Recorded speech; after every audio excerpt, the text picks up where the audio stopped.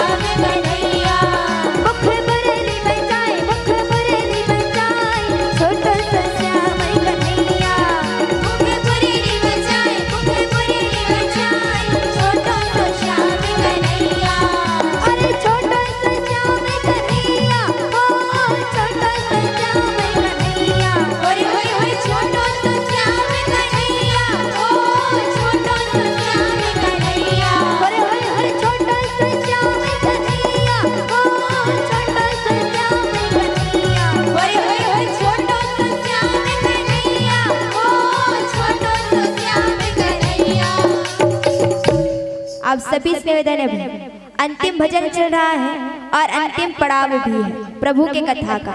सचना ऐसा मौका बार बार नहीं मिलता, अगर मिलता भी है तो बड़े सौभाग्य से।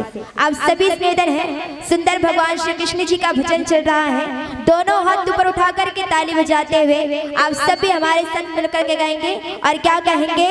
मुखे मुरली बजाए, मुखे मुरली बजाए, छोटा सा